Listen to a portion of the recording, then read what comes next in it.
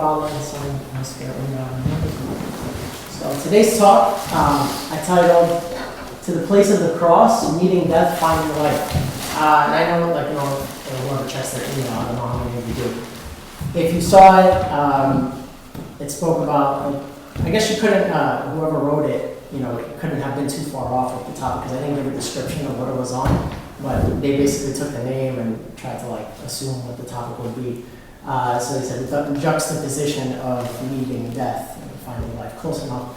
We're going to look at the cross of Christ and what happened on the cross and the road leading to the cross, and see how death and life reflect in our lives practically, like how we see that. That's what we're going to do today. So, first off, I'm going to need readers because I don't like talking non-stop for however long of time. Is this working? No, I have to point at the computer.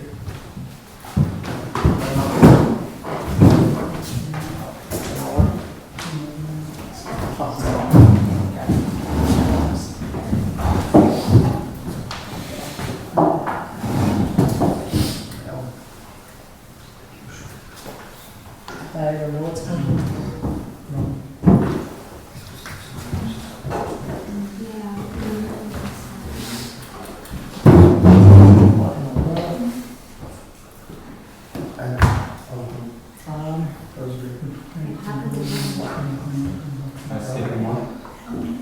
Can you press escape? Because the slides show up for some reason on the screen, but they don't show up here. Oh, there we go. Okay. See, why is it not showing up here? That was nice. Remember? This happened before? Yeah. When you realized it? For a second, I felt like I deleted all of my slides. Okay, so I guess we're going to have somebody there. Okay. Well, here it's. Yeah. But this takes away from the excitement, now you guys can get sneak peeks of the next slide. It's just not, that's not fun, Mina, just close the side. Don't look at the funny stuff. 'Cause Yeah. That's what I want as a surprise. Okay. Is that working? Alright, that works. But now, I feel like the effects are not. Okay, whatever. We'll have to settle. Alright, so it's to the place of the cross, meeting death, finding life. An Orthodox perspective on carrying our cross. I wrote an Orthodox perspective in because there's probably going to be something that I don't think any of you will be surprised by, but I think in general Christian circles, this kind of talk is not really, it's not seen the same way, prosperity gospel stuff and things like that. So can I please have a reader for this long paragraph, this long passage of scripture? Anybody? Somebody has to volunteer. Okay, me. Now from the 6th hour until the 9th hour, there was darkness over all the land. And about the 9th hour, Jesus cried out with a loud voice, saying, Eli, Eli, lama sabachthani. That is, my God, why have you forsaken me? Some of those who stood there when they had heard that said, this man is calling for Elijah. Immediately one of them ran and took a sponge, filled it with sour wine, and put it on a reed, and offered it to him to drink. The rest said, let him alone, let us see if Elijah will come to save him. And Jesus cried out again with a loud voice and yielded up his spirit. Then behold, the veil of the temple was torn in two from top to bottom, and the earth quaked, and the rocks were split, and the graves were opened, and many bodies of the saints who had fallen asleep were raised. So when the centurion and those with him who were guarding Jesus saw the earthquake and the things that had happened, they feared greatly, saying, truly this was the Son of God. Very good, thank you. All right, next slide. Again, I need another reader. We'll do two readers, so if somebody wants to read the first part and then somebody reads the second. So I need 1 and 2. Come on, not Mina again. Don't be shy, you all have voices. Okay. Alright, on this day of 3027 AD, St. Helena the Empress departed. She was born in the city of Raha, Edessa, for Christian parents about the year 247 AD. They brought her up in a Christian manner, taught her the doctrine of the church and the religious ethics. She was very beautiful when the Emperor Constantine, the first emperor of Byzantium, came to the city of, of Raha and heard about this saint. He saw her out and married her. She gave birth to Constantine, who became the first Christian emperor. She raised him up well and taught him philosophy, wisdom, and knighthood. During the reign of her son, she saw a vision at night, as if one said to her, "Go to Jerusalem and search carefully for the honorable cross and the holy places." When she informed her son about this, he sent her with many soldiers to Jerusalem. Thank you. I will read the second part, because I see it's like pulling teeth, volunteers. Alright, so it says, she searched for the wood of the honorable cross until she found it, along with the other two crosses whereon the two thieves were crucified. She wanted to know which was the cross of the Lord Christ. Saint Macarius, Bishop of Jerusalem, told her that it was the cross that was written on the top of it, "This is Jesus, King of the Jews." She asked him that she wished to see a miracle to make sure that it was the cross of the Lord. By the will of God, a procession of the dead men was passing by at that time. She placed the other two crosses on the body of the dead man, but he did not rise. When she placed the third cross, straightway the dead rose up. Her faith increased and her joy multiplied. So, from these two stories, first off, I chose St. Helena on the cross by like a funny kind of coincidence. I finished the semester on May 17th, and May 16th. And so May 17th, I finally woke up in the morning and I was relaxed, and then, the chaos of finals settled, and I thought to myself, oh yeah, like what was that thing my father of confession told me to do? And I like stopped doing it because I thought finals were more important. And that was to read the Sanctuary, like as much as I can daily, but it was something that I had fallen off of during Lent. And so I think I went back to the first day that I hadn't been able to, that I had stopped, which was May 9th. And I found that St. Helena was commemorated on that day. And it was very interesting to me because, if you don't know, who knows what saints our altar is consecrated to, the altar upstairs. You can tell me. Yeah, and so St. Helen and Anna Simone.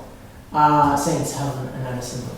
So it was great for this topic because both stories, right, whether from the Gospel of Matthew and from St. Helena's finding the cross, share two characteristics, like two parts of the story that are in both. Who can tell me what those things are? It's kind of peeking on the slide because we can't, the effects are not working, so they're not coming one to the other. All right, so new life and transformation. So if we go back, let's just take a look so that we can see what exactly that looked like. We see, so when the centurion and those who, I've highlighted this, so when the centurion and those with him who regarding Jesus saw the earthquake and things that should say the things that had happened, they feared greatly, saying, truly this was the Son of God. Actually, the part before it is also important. And many bodies of the saints who had fallen asleep were raised. So here we see a raising from the dead, right, of the Old Testament saints, the prophets from the Old Testament. And so when the centurion and those who were with him regarding Jesus saw the earthquake and things happening, they feared greatly, saying, truly this was the Son of God. The centurions are Gentiles. They are Roman soldiers, so they are not Christians, but they have a transformation of faith. So there's new life in the saints that are risen, and there is transformation of the faith of the centurion and those who are with him. And tradition says that this was Saint Longinus. He was, I think, believed to be the centurion who had Christ heal his son. I believe they're the same, one and the same, but I'm not 100%. Don't quote me on that. Here, we see the same thing when it says, by the will of God, a procession of the dead man was passing by at that time. She placed the other two crosses on the body of the dead man, but he did not rise. When she placed the third cross, straightway the dead rose up. Her faith increased and joy multiplied. She built many churches and was written under the 17th day of the month of 2. So basically, in this story, same thing, right? She placed the dead body on the two crosses. She finds the right cross. Life is given. The dead man finds life. And her faith is increased and joy multiplied, and she builds many churches. So again, there's life and transformation. She meets, the cross and sees the life-giving, the power of the life-giving cross in her life, and so she's transformed, just as the centurion saw the power of the life of the cross, the power of the cross when he saw the sky darkening and the rocks splitting, and so that's my picture. All right, so I was planning for it to pop up more subtly. So basically, those two things are what they are. Now, I want to talk about, so we can obviously see some elements of like suffering in both stories, like or something, right? Obviously, the procession of a dead man is not usually celebrated with cheers and happiness. It's a sad procession. And likewise, when we think of Christ on the cross, we think of all the suffering that we see in the passage itself, right? So Christ cries out with the psalm, Eli, Eli, lama sabachthani, right? And, the sky darkens. It's like a very somber setting, right? Or solemn setting. So we see both of them kind of on the way to the event being kind of sad. And then eventually, they both happen, death happens, we meet death, life occurs, transformations occur, happy things start happening. People, saints are risen from the dead, the faith of the centurions, dead men risen from the dead, Saint Helena increases and multiplies in faith and joy. And so both of them have like a sad movement into a happy one. Right? So we're going to talk about that road, right? That road, the way to the cross first. Because the way to the cross is probably more of a struggle than just looking at the end and being happy about it. So a lot of the times if we're taking an honest look, or if you ask a Christian, or maybe if you just ask anybody, how are you? First answer they always say, good.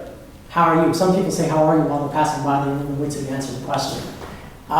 So the thing about that is that it's not always good, if we're going to be honest. Like it doesn't always feel good. That's not the point of the Christian message, to always feel good. Sometimes it really, really sucks. Sometimes you'll have faith and something will strike you and you'll question and be angry as to why these things are happening.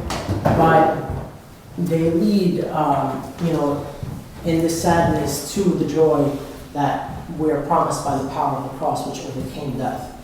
And so, the face that we often make when we meet those things in our life on the way to the cross looks something like this, right?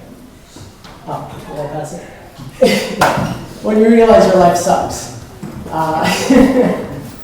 So, by the way, somebody warned me that it could be misunderstood that this is some sort of racial comment. I don't know. That's not how I meant it, though. I feel like that's the face I make when I realize my life sucks. That was a bad way for you to call to enter in. Well, I promise there's a point to it. All right, so the way with the cross, life on earth, Christ felt it for us, right? So we're talking about to the place of the cross and meeting death and finding life. So basically, these two stories we used from St. Matthew's Gospel, the account of the death of Christ on the cross, and the saints are risen from the dead, and they're seen walking about, and then the people who, and the centurions and those who believed, and then St. Helena's cross, where she places a dead man to find the cross of Christ. The dead man rises from the dead. She increases in faith and joy and builds many churches. So we're looking at the death and transformation, the life and transformation given from the death of the cross. And likewise with Christ who overcame death by death. So here we have, we were getting into, the tough road to the way of the cross, right? What's not easy for us. And in this, we have a God who has condescended and so took on humanity and made it his own and emptied himself into the form of a servant, right? And so he is able as it says in Hebrews 4 verses 14 through 15, to sympathize with our weaknesses. It says, since then we have a great high priest who has passed through the heavens, Jesus the Son of God. Let us hold fast our confession, for we have not a high priest who is unable to sympathize with our weaknesses, but one who in every respect is as tempted as we are, yet without sin. So we see this all the time if we recall his life, and I started a little bit later, but even from his early life. I mean, as a baby, just imagine, as soon as you become cognizant or aware enough to realize, what's going on in life. Somebody tells you, hey, did you know that when you were a baby, a king slaughtered all the children who were 3 years old and younger so that they can find you, and we had to flee to Egypt. You were born in a manger because there was no room for you in the inn, and then likewise going through the same things as he goes through life, people calling him and saying you're possessed by a demon, his people rejecting him, his own friends, who he calls friends, his disciples, one of them betraying him. All of these things are really parts of human existence that we all experience, living in a broken and fallen world. We all experience these things at times. Sometimes we get backstabbed by our friends. Sometimes, people call us names or say things about us that aren't true. They make false accounts.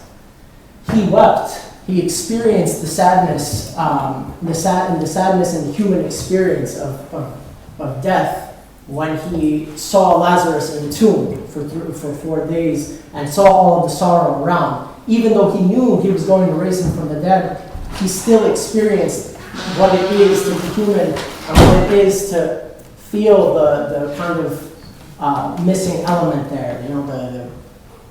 Feeling like you missed the person, I can't believe this happened, and he knew what it was to suffer in that way.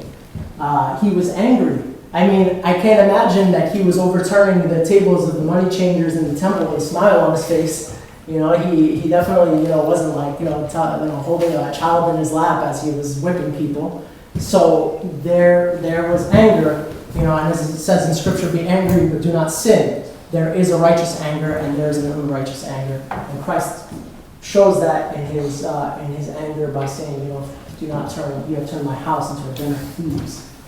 He was troubled in the Garden of Gethsemane. He was troubled. He was distressed. One translation I think says troubled, another says distressed. Both give interesting, nuances that are different. But basically, he was in the Garden of Gethsemane and he said to God, what? If it is possible, remove this cup from me. Right? He knew what he was approaching, and he had that human element of fear going in him. But then how does he qualify that statement? He said, nevertheless, not my will, but your will be done. So he shows us that in himself, his humanity being in submission to his divinity, in his nature. Right?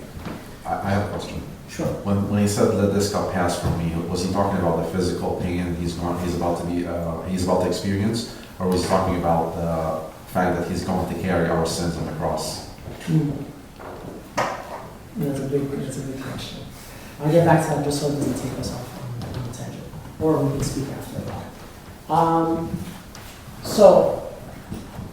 We spoke about the way to the cross. So basically, Christ's movement towards the place of the cross is it's one full of pain and struggles, all the things that I mentioned, and leading up to the place of being betrayed and arrested and killed. Right.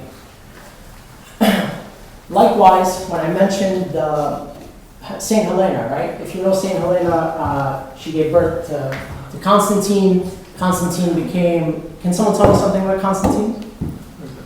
Who knows something about Constantine? Can I have someone else? Anybody other than Mina and Sam? I think anybody else would be great. Does anybody else know who I feel like I know who knows, and I want to see somebody who I don't know knows. Okay. He issued the Edict of Milan.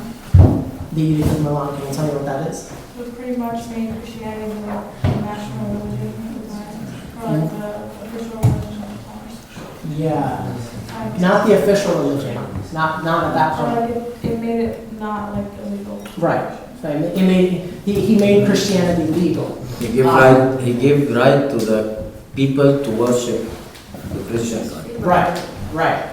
So as a collective community, that working up to that point, it wasn't like, like today, we're going to church and I sometimes think to myself how crazy it is that I can walk out in places and there's like 10 different ethnicities in a room. I can't imagine to myself, most of us, I think here, having been born, we're born in Egypt, so we see such diversity.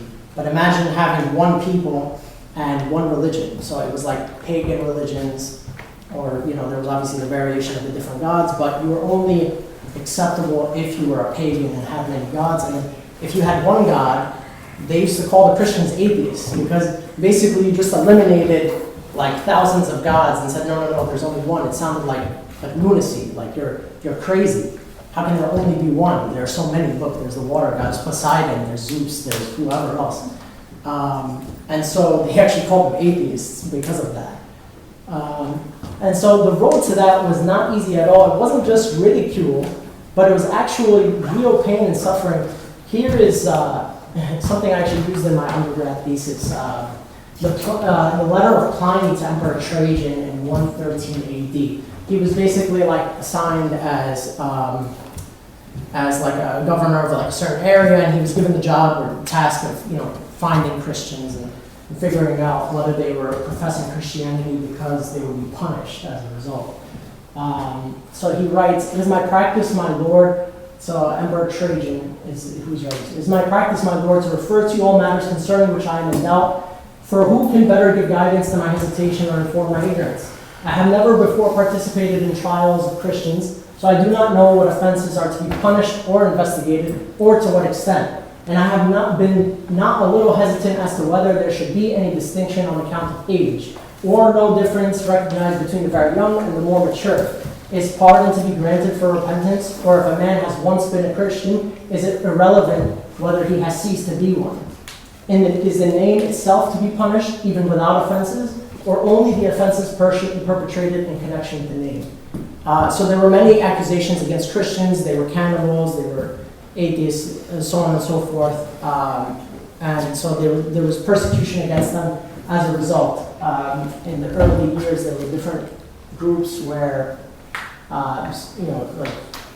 different groups where some people have tried to say that comes from, but ultimately it was a persecution against the great church, and you can see that, which it would be like what the Catholic Church was before the Council of Nicaea in a certain letter, but let me not get carried away with that. Okay, so likewise, just so we're looking at dates, 113 AD, so this is the 2nd century. This is about 70 or 80 years, so what have you, after Christianity has been. And just in case you think Christianity was up to no good, maybe there's a counter thought that people in Christianity just started going out and looking like the people in the street now who say worship Christ or go to hell. Here's some proof that wasn't the case. Tacitus, who was a Roman historian, did not like Christians at all. He lived from 55 to 117 AD. He writes this about the reign of Emperor Nero, who by tradition is said to have martyred Saints Peter and Paul. And so we have him writing here, "Yet no human effort, no princely largest, nor offerings to the gods could make that infamous rumor disappear that Nero had somehow ordered the fire." The story over here, Nero was a crazy emperor. Nobody really liked him, neither did Tacitus. So Tacitus doesn't like anybody in this story. He doesn't like the Roman emperor, he doesn't like the Christians. And so the story is that there was a major fire because I think Emperor Nero had at the time built a whole bunch of things that were extremely flammable, and he was just paying all this money to build all this stuff, and he caused it was a nightmare. He spent too much money, and so because of the financial issues, it's believed that he set Rome on fire. so that, because he was insane, so that he can blame someone else and they wouldn't, oust him as emperor. So who does he blame? He blames the Christians. So here is Tacitus talking about that. He says, that the rumor disappeared, that Nero had somehow ordered the fire. Therefore, in order to abolish that rumor, Nero falsely accused and executed with the most exquisite punishments those people called Christians, who are infamous for their abominations. The originator of the name Christ was executed as a criminal by the procurator Pontius Pilate during the reign of Tiberius, and though repressed, this destructive superstition erupted again, not only through Judea, which was the origin of this evil, but also through the city of Rome, to which all that is horrible and shameful floods together and is celebrated.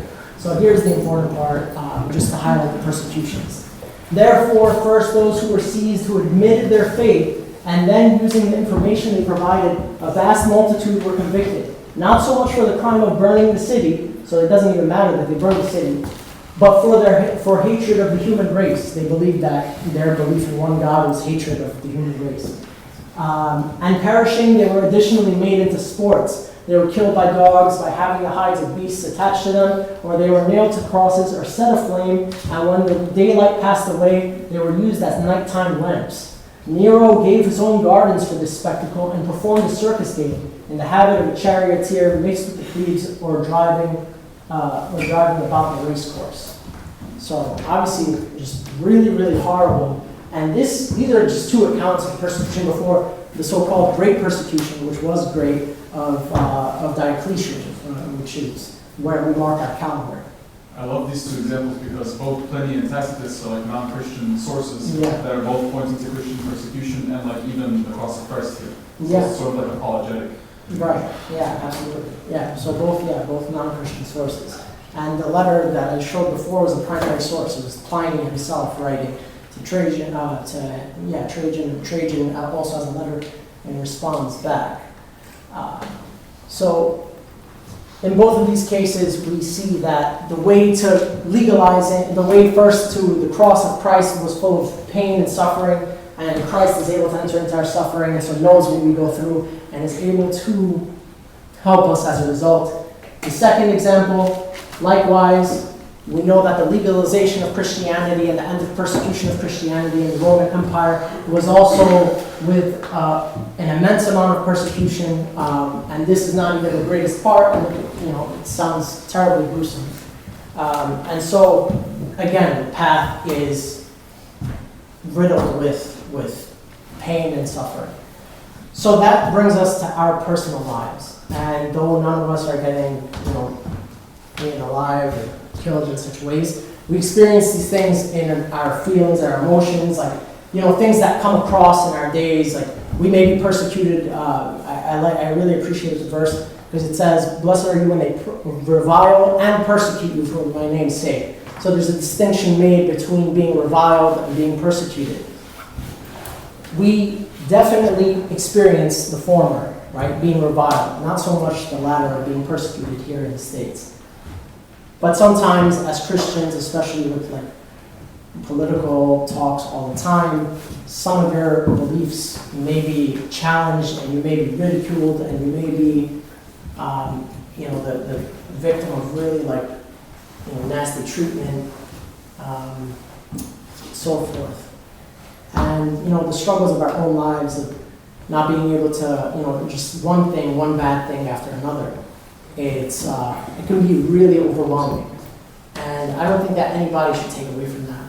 I don't think that we should ever say to ourselves that, what I'm going through is bad, but, what others are going through is worse. I don't know if any of you have ever said that to yourself, but me personally, it doesn't work. I mean, I know that there are people going through worse things, and I have a heart for them. I empathize, but it does not take away from my pain. What takes away from my pain is certain things that we are going to go through now. Just in case you say that Jesus was, even though it said that he took the form of a servant, is God incarnate, and so we can't make a comparison there, even though you can. I thought of using the Old Testament as an example. I love the Old Testament because it really puts you in the lives of certain people. So if anyone can open to Job chapter 1, please. And read from verse 13 to 22. With a loud voice.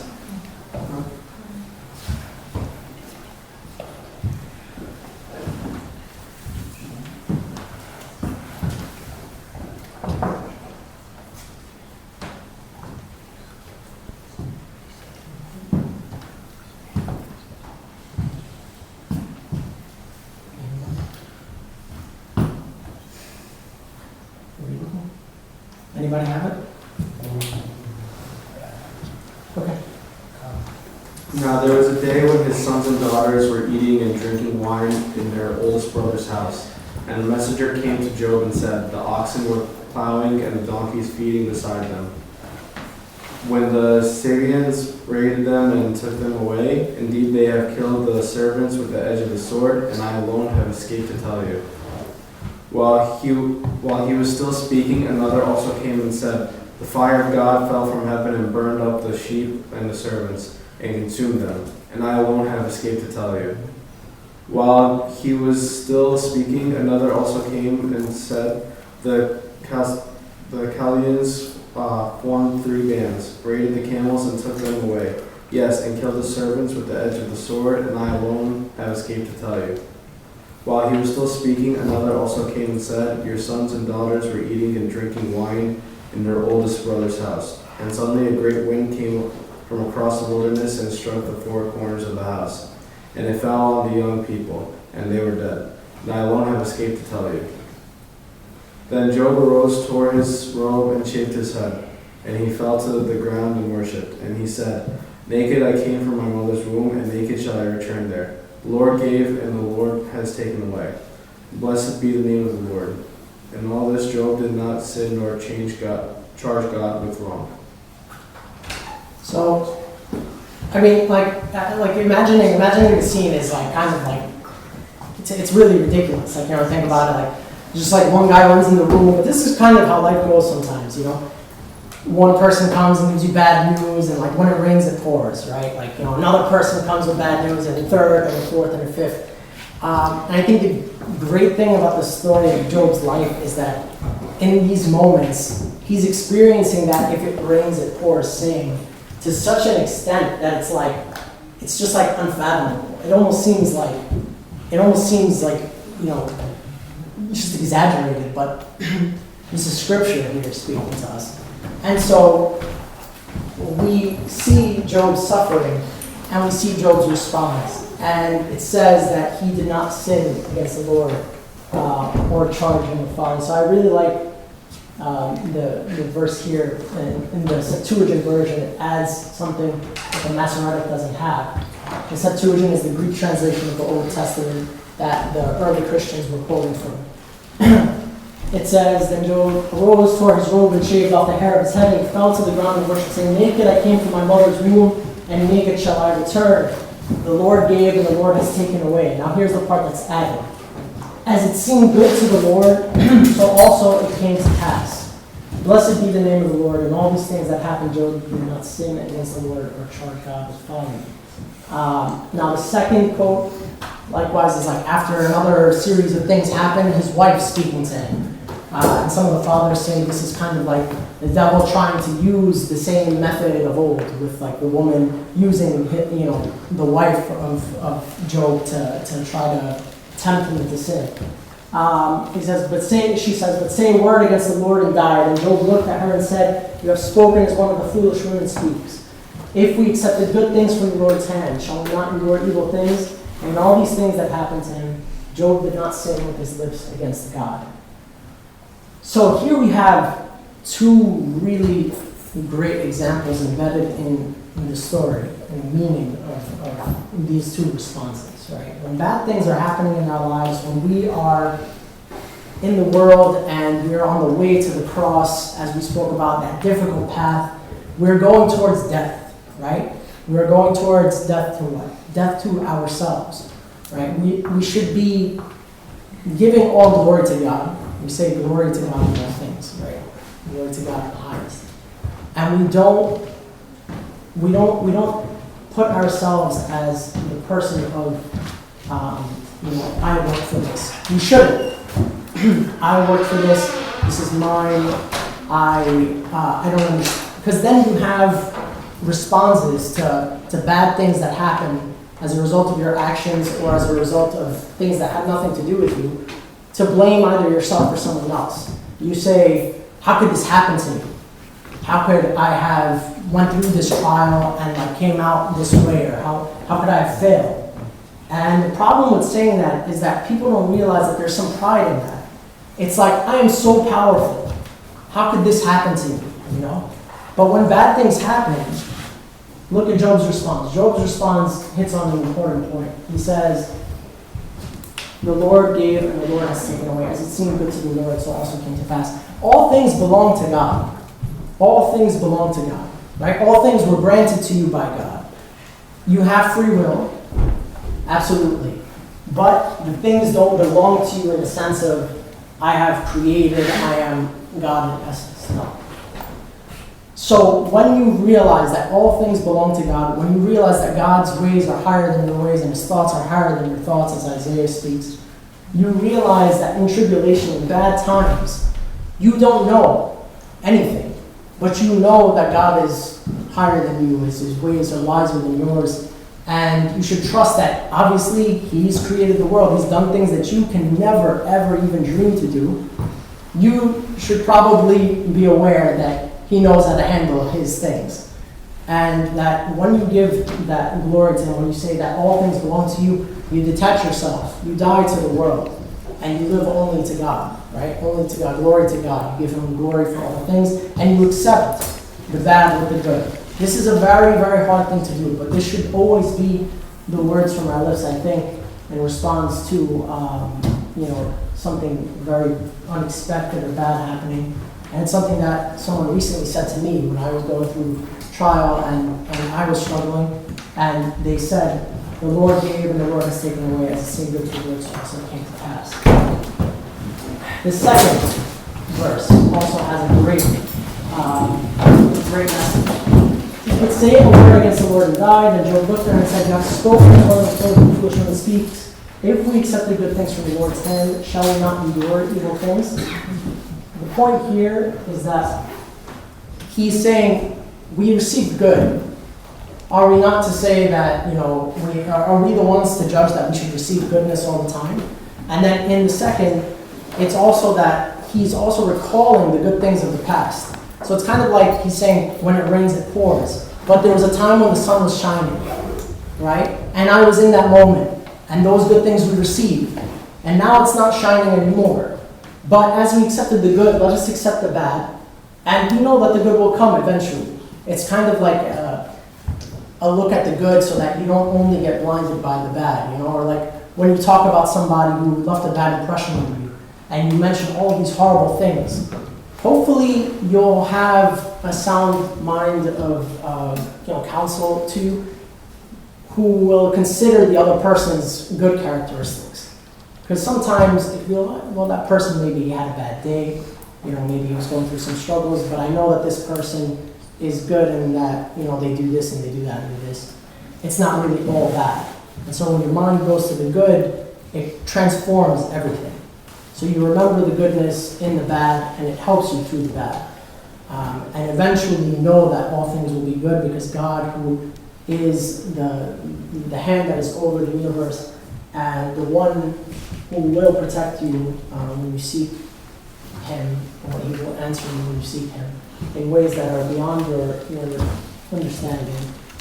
He'll do that. And so, how many people have heard this saying? God will not give you more than you can handle. How many of you think that's true? So, here we have scripture, and I'll explain ways in which it's true and ways in which it's not. Because it's not like, yes, it's true, or no, it's false. Here's from 2 Corinthians chapter 1, verse 8 and 9. It says, we do not want you to be uninformed about the troubles we experienced. We were under great pressure, far beyond our ability to endure, so that we despaired of life itself. Let this happen that we might not rely on ourselves, but on God who raises the dead. This goes back to my point of that pride issue, that feeling of, how can this happen to me? Like, how can I, you're depending on your power too much. And so you think you're all powerful. And so times like these are often calls to make sure that your dependence is not on yourself, but rather on God through these struggles, right? And you have to work, but you always work with the dependence on God.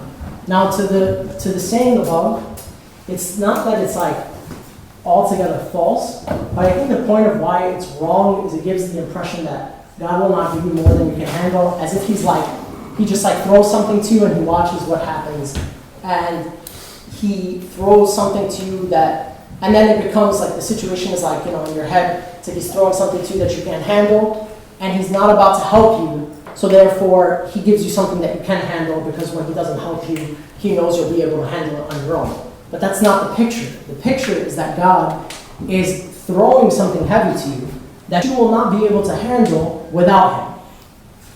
With him, you'll be able to handle it. With God, all things are possible. Without him, I don't know.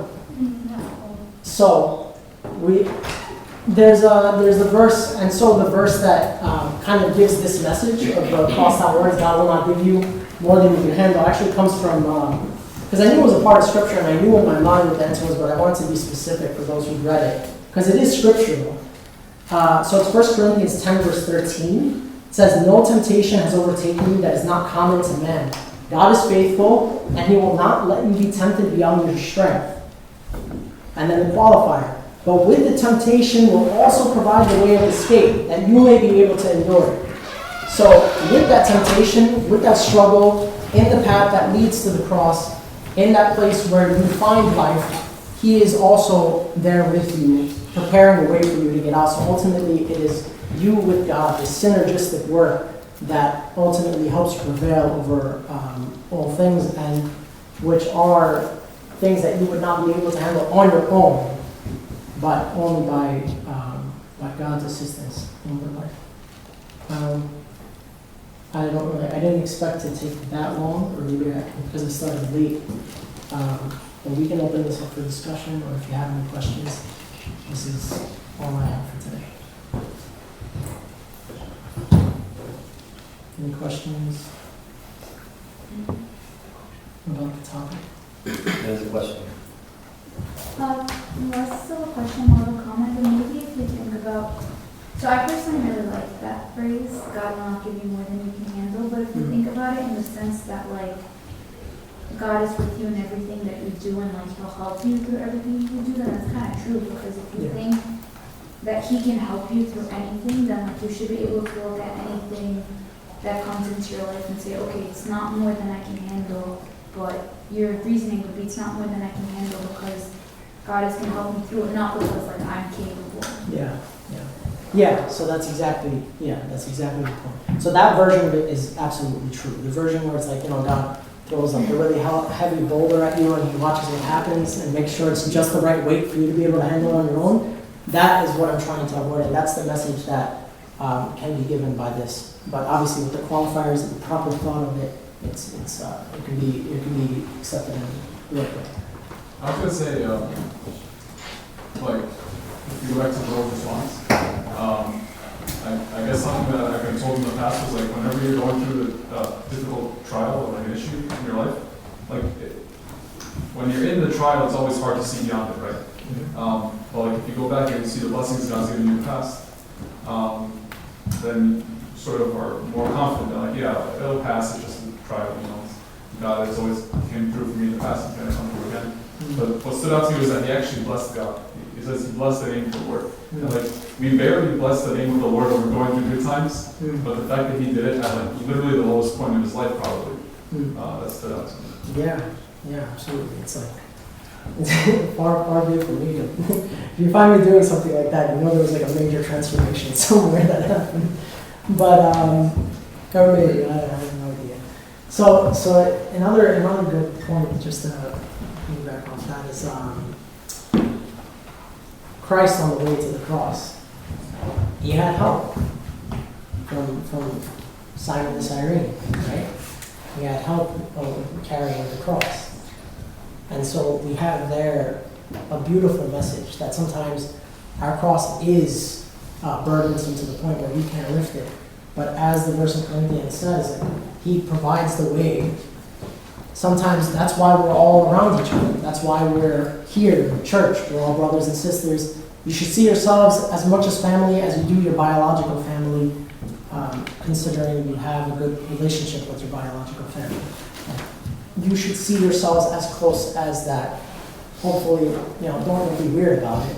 At least introduce yourself first. But the point is that you should probably utilize the fact that you have such a large family. I mean, there's so many of them here just now, besides regular. To help you carry your cross.